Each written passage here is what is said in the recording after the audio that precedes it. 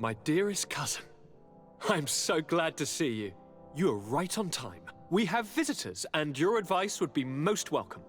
Let me introduce you to the emissaries of Ptolemy and the Coin Guard. Quite brazen, isn't it? That they would send us an emissary after having tried to assassinate me. The commander must have a solid reason. That's what I hope. Your Excellencies, we're listening. San Mateus has been sustaining attacks of unprecedented violence. They can only be the works of the demons worshipped by the islanders. Really? Demons? How interesting. The Mother Cardinal is begging you to send her some troops, as well as your cousin. We have the same problem. Our men are becoming exhausted, fighting off endless attacks. We were hoping that, despite our past differences, you would agree to help us. How neatly summarized. Our past differences. My dear allies and neighbors, we are deeply saddened by your misfortune. However, the size of our troops has greatly reduced after the horrific attempt at a coup. Regarding sending my cousin, he's already very busy undertaking a mission of the utmost importance, without even mentioning the fact that what you describe fills me with fear for his life, which is most precious to me. No. I really don't see how I could be of assistance to you. Constantine, we cannot remain deaf to the call of our allies. I'm sure I can find time to go and evaluate the situation. Very well, my dear. You know I cannot refuse you anything. But remember how urgent it is for this antidote to be found. We're so close to it now. Don't worry about it. You know how important this mission is to me. Well, this audience is coming to an end. Your Excellencies, inform your governors of my cousin's arrival.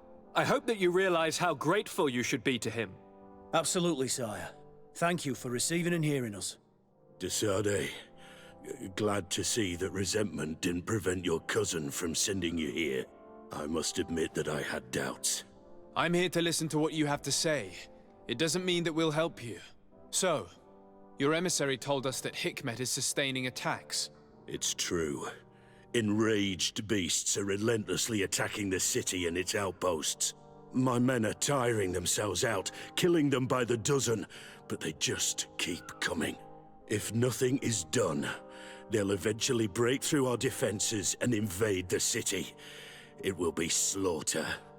I'm convinced that these rebel savages are behind all this. They must believe that the Alliance still controls this town. I sent a scouting party to find out where they are hiding and taming their beasts, but I haven't heard from them since. We must find them and above all stop these attacks. I'm not used to saying this, but for the good of the population, I need your help. Do you know which way they went? No. Officer Rainhill, the supervisor of the outpost outside the city, is in charge of them. She'll be able to tell you where their tracks lead. Very well, Commander. I'll go see her. I suppose that you've been informed. Yes, I was told that the attacks had stopped. So, was it the savages like I thought? No. The Danae Exregao were being attacked by these animals as well. And they were as surprised as I was to see that the beasts were answering the call of a strange-looking guardian. Strange? I've crossed paths with other guardians. This one was different both in behavior and physicality. Either way, the Guardians are creatures of the island. They protect the natives. The rebels may not be involved in these attacks, but that doesn't mean that another tribe isn't responsible. The natives knew it and said that it was transformed. It looked sick. No native would make a Guardian suffer like that. Someone else must be responsible for these attacks. I just don't know who yet. Knowing you, you will eventually find out. And I hope you'll make them pay for those who died in Hikmet. In the meantime, please take this as a token of our gratitude. And as an apology. I now realize that I should never have acted against you or your cousin. Thank you, Commander. I will inform him of your apologies as well as your gratitude. Commander Thorsten. Sir de Sade, what a pleasure to have you visit. What can I do for you? I investigated and discovered the identity of the person who orchestrated the attacks on Hikmet. I was certain you would eventually find out who. You never give up. So, who is the bastard responsible for all these deaths? My cousin, Constantine. Your cousin? You have some nerve. What do you want? For me to declare war on you? No. You must understand that the congregation had no hand in this. Constantine acted alone. Ever since he fell ill, he hasn't been himself. And who knows? Maybe the shock he felt after your attempted coup had something to do with it. These attacks would be his revenge. Why target the others then? I don't know. But I know that he performed a native ritual bonding him to the island several times. Each of these rituals gave him a great magical power and control of some guardians. Now he's threatening to target the main native sanctuary at the heart of the island. And if he succeeds, we won't be able to stop him. You come here with your bizarre tales about magic, rituals, and sanctuaries. Probably expected me to send my troops out far away from my city. For all I know, you might very well still be acting on your cousin's behalf. If that were the case, why would I have come to your rescue when the creatures attacked you? I could have just let them overwhelm you and your city would have fallen. But despite your treason, I helped you. And I'm now asking you to help me in return. I intend to ask for help from other factions, but your soldiers are the best. If we want to have a chance at saving this island and its population, we must fight together. I am in your debt, it's true. Without your intervention, I would probably have lost my city. And since I don't want you to think I'm ungrateful, I will give you this.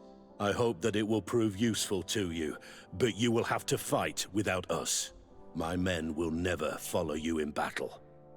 They don't trust you. Sorry, Tesade. That is regrettable. But thank you, Commander. I must go. Naturally. I won't want to hold you back. Commander Thorsten. Sir Tesade. What a pleasure to have you visit. What can I do for you? I met Ulan, the Bone Blowers clan chief, from the village of Vignamri.